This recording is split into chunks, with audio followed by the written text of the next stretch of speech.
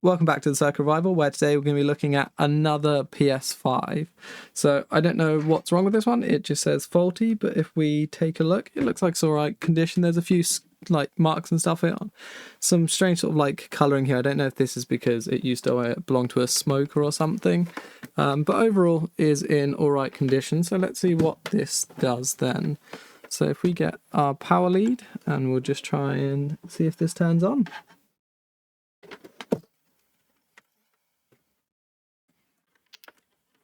Okay, so we get a crackle, which is good. That usually indicates that the power supply is good. And it turns on. Suppose we'll test and see whether we've got an image then. So we've got a blue light currently, and it's just gone to a white light.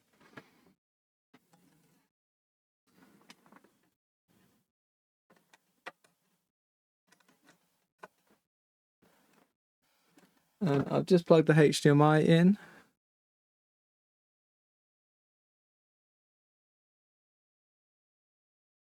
And the black screen is just the HDMI, so we'll see whether we're getting anything.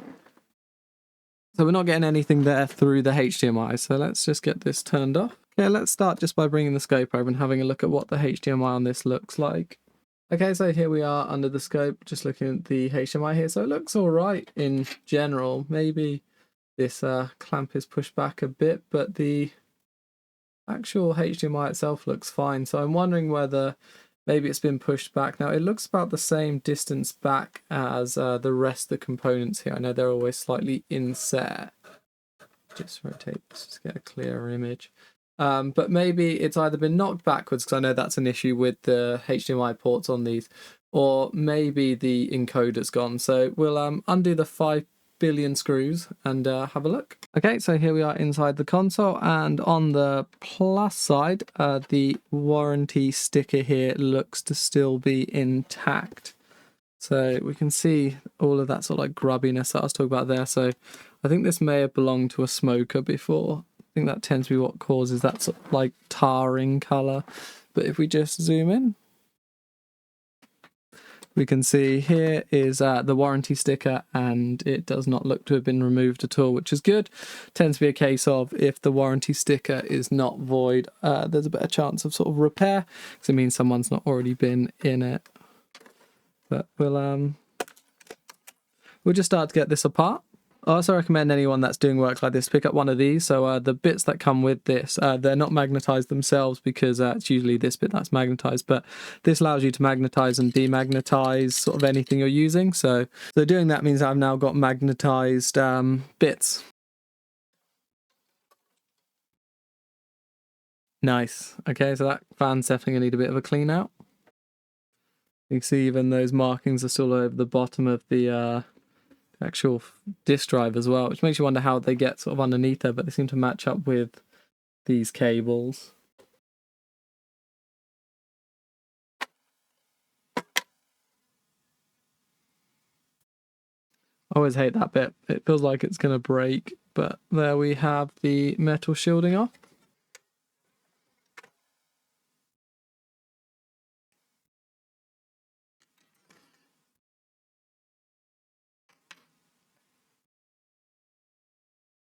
We have a very dry spot on the APU there. So definitely going to need the liquid metal looking at. But for now, let's take a look at this HDMI port. So we'll get the rest of this chassis out of the way, and we'll just take a look at the board. Okay, so just taking a look at the HDMI port there, it looks absolutely fine. I was sort of expecting to see maybe it pushed back on the board or something. So this makes me think possibly the issue is the HDMI encoder here that's gone, rather than the actual port itself. So I think the way we can test this is to get some diode readings off of the port itself. Now, they're supposed to show a certain number. I don't know what that number is off the top of my head, but I think if we see anything that's sort of different, it's normally indicative that there's a problem. So what we'll do is we'll take our red probe and we'll put it on ground. So I'll just take the edge of the board here. And then we're just going to take some diode readings off of each of the pins. So starting from the furthest left. 0.7. Ground. 0.7. Is that the same? No. Yeah, so 0.79. 0.79. Ground. 0.79. 0.79. Ground. 0.79. 0.79. Ground. 0.79. 0.65. So that is quite low. And we've got open on this. So this goes down to this via here.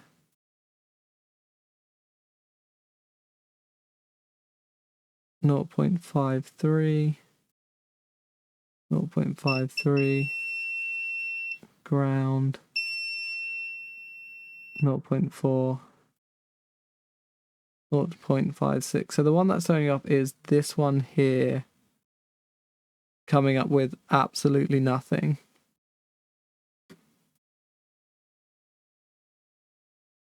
I've gone on both the pin and the pad and I'm getting nothing. Now, what I need to find out is whether that pin there is connected to the encoder, this here, or not. But we've got some filters here, so we'll start just by checking to make sure that we have continuity through those. So we should have continuity from top to bottom, but not diagonally.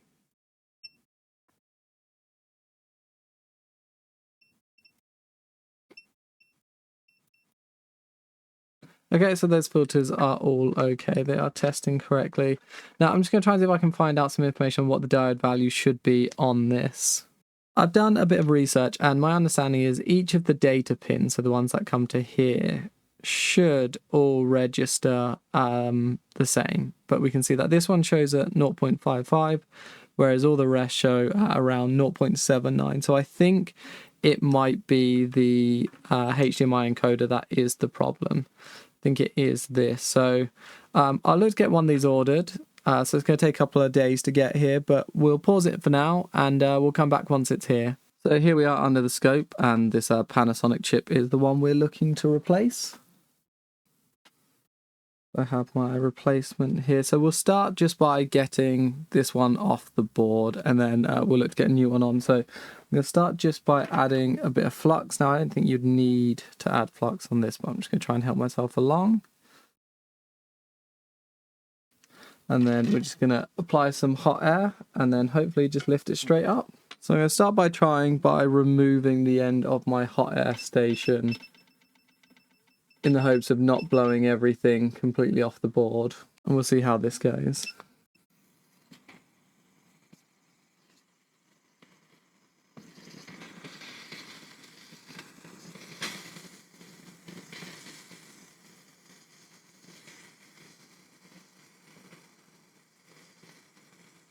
So I think at the angle I'm trying to do this with, I think the no cap side of things is not going to work. So I'll try with this angled cap and see how it goes.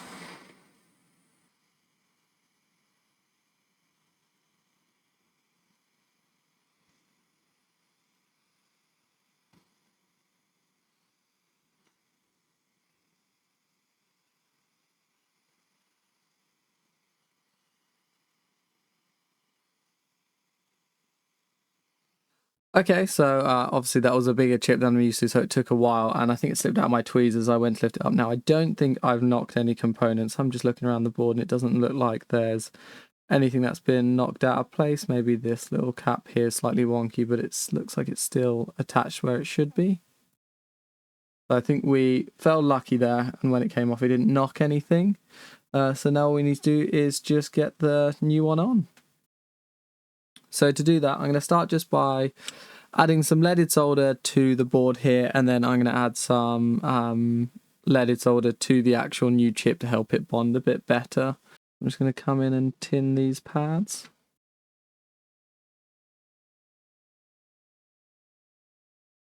I'm just going to add some more flux to this.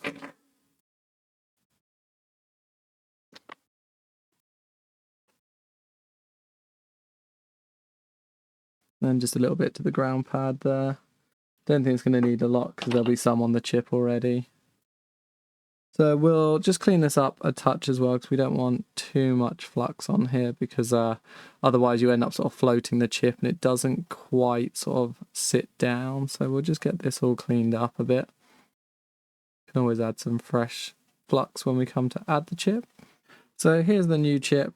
As you can see, all the pads are fully clean. So we'll just add a bit of flux to this and then we'll run our iron around it to try and just tin up those pads. It will just basically mean that it should connect a bit easier because there'll be enough solder on both sides that they should hopefully join together. So let's just get some solder on my iron. We'll just run this along the pads at the end here. 1. 2. 3. And last side.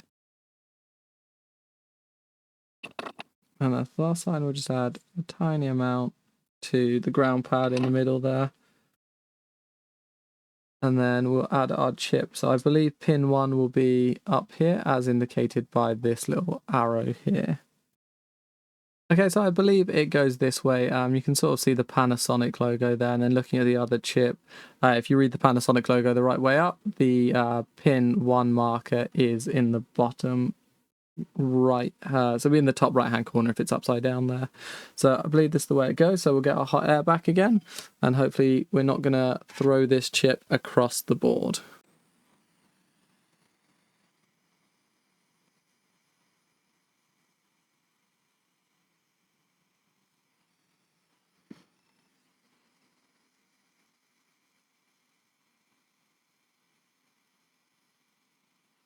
Okay, that looked like it went pretty well actually. So I'm fairly confident on it.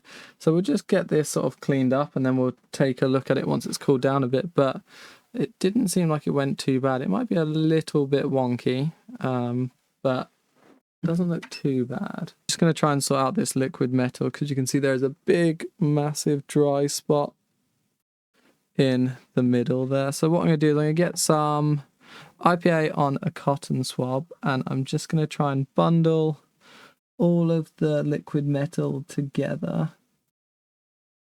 and then we'll give it a bit of a clean and then we'll spread it back out.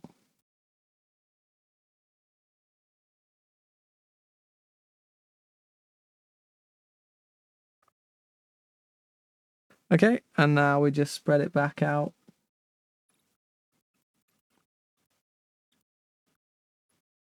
There we go, that looks much better. So you can see it's sort of all even across and there's not just one big sort of dry spot in the middle there. So now I'll get this back together enough to test it out and we'll see if we have a screen. So let's find out what we get.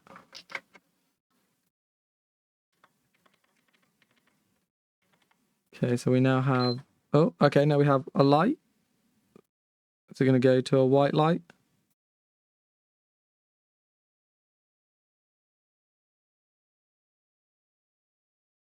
Okay, I think that's a white light, but I don't think we have a display still. Still nothing on the screen. Let me just check the input. No, so it looks like I still have nothing. So I think what we might do is, let's just double check the HDMI port itself. Because it looks okay. Let's just get the camera around and have a look. So here is the HDMI port.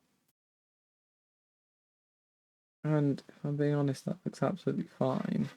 So what I think we'll do is I've got one of those HDMI testers from Chipmunk. I think I'll just go grab that, plug that in and see if that gives us any indication as to what might be wrong with this.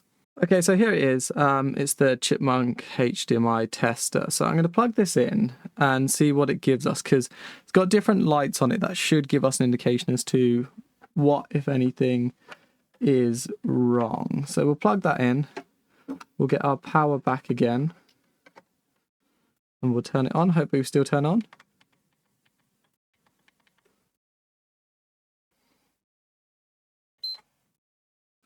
Okay, we still have power. That's good.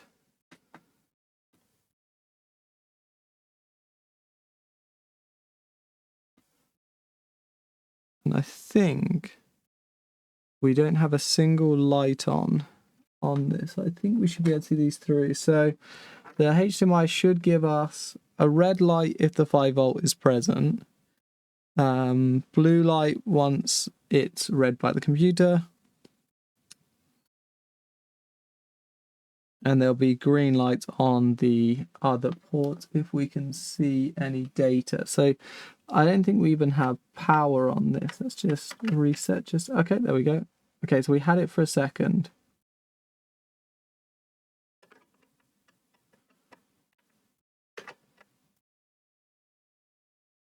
Okay. So it looks like maybe just this port is really loose. So if I wiggle this around, okay, so we've got power.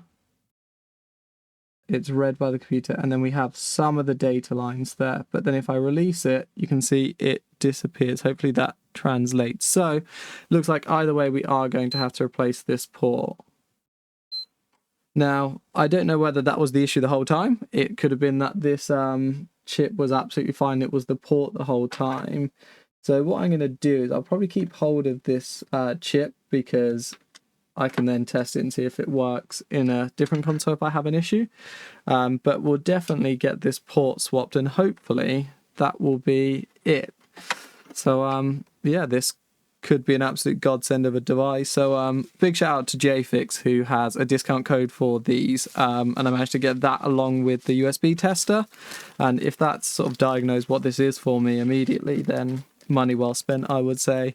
So let's get this back apart and see if we can get that port replaced. Okay, so I just want to take a look at the HDMI port a bit closer again, try and see if we can work out sort of where the problem was, because we were getting diode readings on the pins, but obviously it's still not quite working. So I just want to try and see if I can work out where the problem was.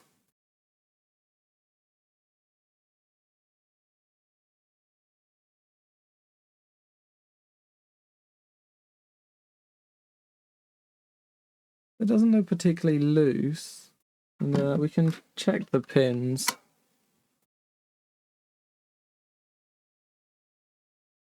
Okay. Okay, so the pins themselves are loose there. So can you see these first few? They're just moving. So maybe... Okay, none of these are connected. Now this, I'm fairly certain, didn't look like anyone had been in it. But none of these are connected. So I'm wondering whether... Obviously, what had happened is as I was pushing down to get the diode readings, I was obviously pushing the pins down. But now that if we look at that, we can see none of them are connected. So we might be able to get away with just running the iron across this to reconnect them again. And so the only thing I need to watch out for is this little cap just down here. So what I'm going to do is I'm going to try a thinner tip, which is something I always forget to do, and I end up just using the same tip all the time and then end up going, it would have been better with a small one. See if I can actually just touch these back into place with the soldering iron rather than replacing it, because the port itself seems fine. So let's get some flux on there, which probably then does prove that that encoder chip was absolutely fine as well. So we can keep hold of that and use that again if we do end up with a console with a faulty encoder chip. So let's try and get some solder on these pins and see if we can just solder them back into place. Okay, what I might do is rotate this around and make it a bit easier for me to get to. Okay, hopefully this is a bit easier to get to now. We can come in and just tap each of these pins.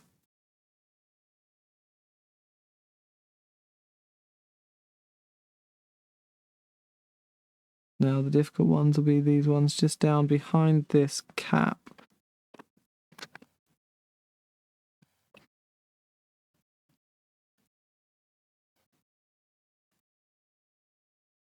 And then what we want to see is whether do these pins still move.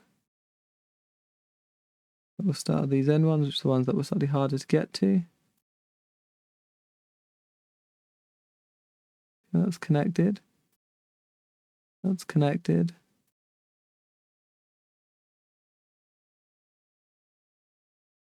That looks like a little bit of a bridge, so we'll get that.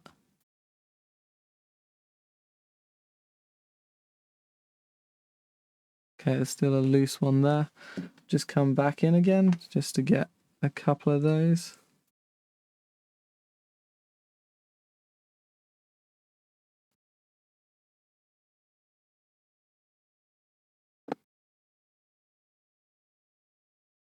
A fair few bridges there now. Let's try and get rid of those.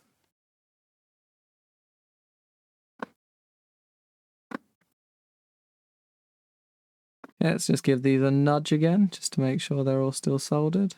Yep, yep, yep, yep, yep, yep, yep, yep, yep, yep, yep, yep, yep, yep, yep, yep. Amazing. Let's get this back together then and give it another test, and hopefully we have a screen this time. Okay, so I think we're back together again enough to test this out. So again, you'll not be able to see this because I need to disable the protection if it works. But what I'll do is, if it's all good, we'll put it back together and then I'll show you it working. If it's not, we'll continue looking around. So we'll plug in power now. Okay, that's power. Do we still have power on? Okay, we still have our power on. We've got our blue light.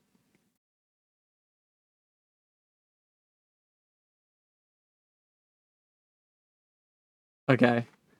I can see something over there, which I think means we need to get this back together, and I'll show you it all together at the end. So next time you see this, it'll all be back together, and we'll see whether it's working.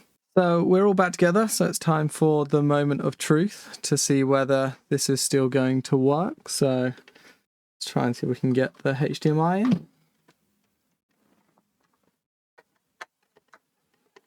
Okay, HDMI in, power. Okay, there's the power in, so hopefully we still turn on. Okay, we still turn on. Takes a couple of tries to get it to turn on though, which is odd. Now hopefully next to me I should see something. Okay, that's looking positive. Okay, so it seems like this PlayStation was reset. Okay, and here we go. So I've disabled HDCP, which is the thing that stops you from being able to capture it. So it currently says I'm offline. Let's try and see, does it connect to the internet? Okay, let's see if it connects.